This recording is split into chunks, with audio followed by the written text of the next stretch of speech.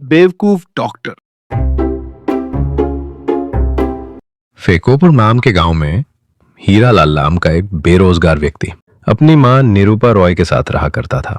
हीरालाल खुद को हीरो हीरालाल कहलवाता था क्योंकि वो मानता था कि उसकी आंखें रणबीर कपूर से मिलती थीं और नाक शक्ति कपूर से। एक दिन सुबह हीरालाल गहरी नींद में सो रहा था। तभी उसकी मां निरूपा उसके सर पे बाल्टी दे मारती है। बचाओ बचाओ, भूकंप आ गया। कोई भूकंप नहीं आया है गधे। दोपहर के 12 बज रहे हैं और तू अभी तक सो रहा है। नहीं माँ, अभी तो सिर्फ सुबह के 11:59 ही हुए हैं। थोड़ी देर और सोने दो। मैं ऐश्वर्या का सपना देख रहा था। हे भगवान, या तो काम दिलवा दो या ऊपर उठा लो, मुझे नहीं, इससे। इसी तरह निरूपा और गांव वाले रोज हीरालाल को कोसते रहते थे। एक दिन हीरालाल की माँ उसे घर से निकाल देती है। तब वो सोचता है, मैं अपने बाकी दोस्तों की तरह किसी गधे की तरह काम नहीं कर सकता। मैं तो एक ही बार में बड़ा हाथ मार के आराम की जिंदगी जीऊंगा। ये सोच के वो पप्पू नगर जाने के लिए निकला।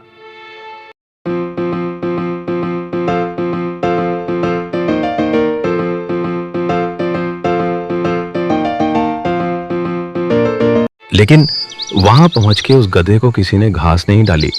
मेरा मतलब उसे कोई काम नहीं मिला। लालच है। दुनिया में मेरे जैसे टैलेंटेड लोगों की कोई इज्जत ही नहीं है।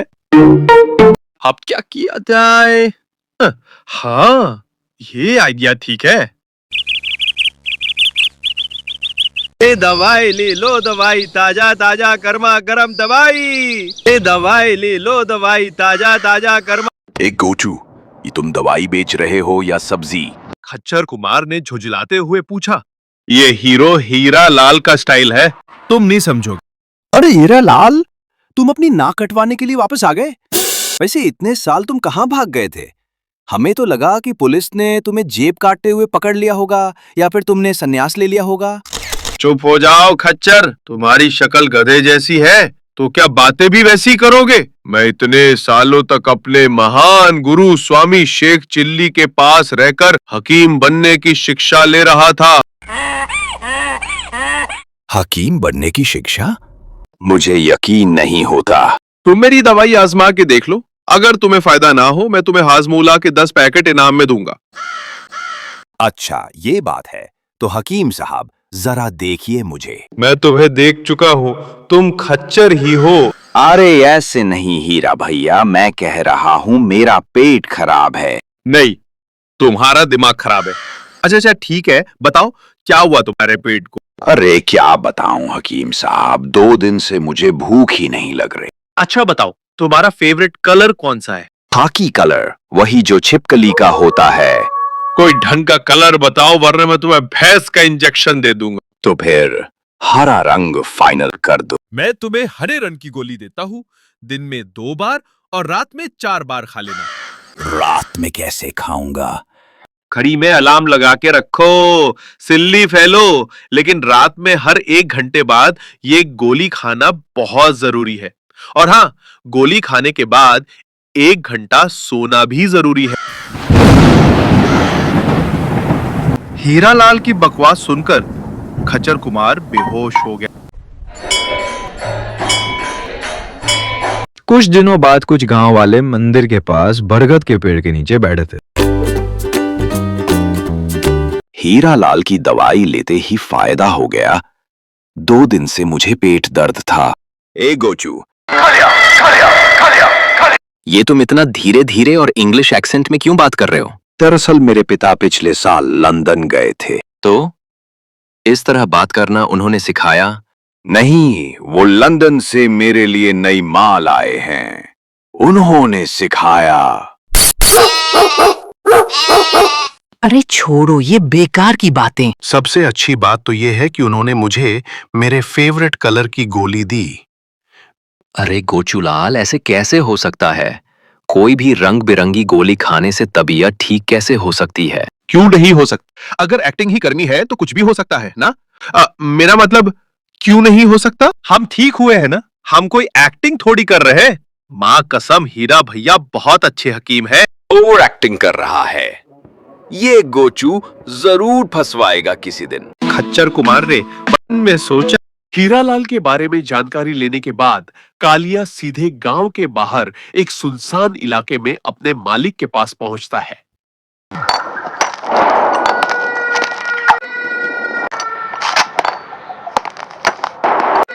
क्या खबर लाए हो कालिया?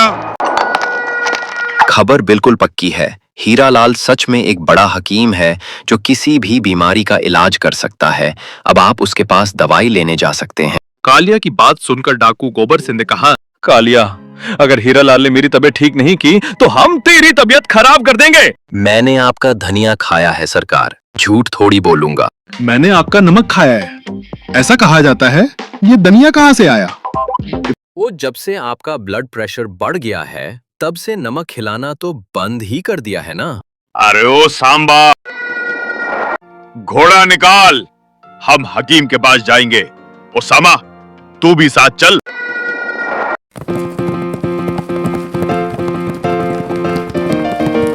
दवाई ले लो, दवाई ताजा ताजा गर्मा गर्म दवाई। दवाई ले लो। ए गोचू, ये तुम पेड़ के नीचे अपनी दुकान क्यों लगा के बैठे हो? हॉस्पिटल खोलने के लिए पैसा नहीं है मेरे पास।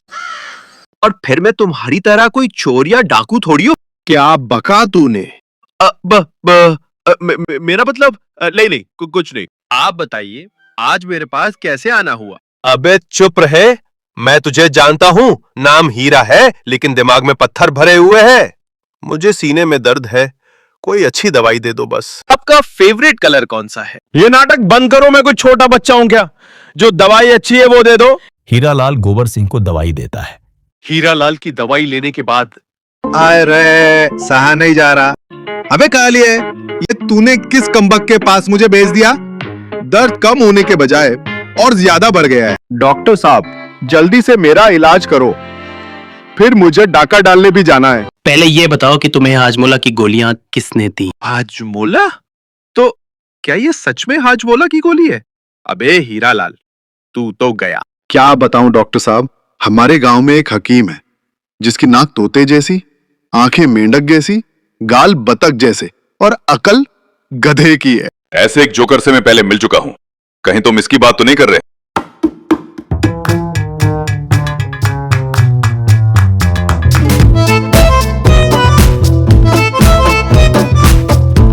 इस लल्लू की फोटो पर वांटेड क्यों लिखा है?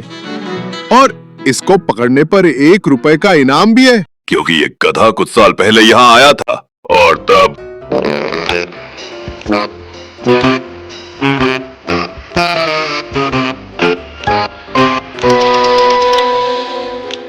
हीरालाल जब अपने गांव से नौकरी की तलाश में निकला था तब यहाँ जानवरों और इंसानों का इलाज एक ही डॉक्टर करते हैं। ये जगह मेरे काम की लगती है।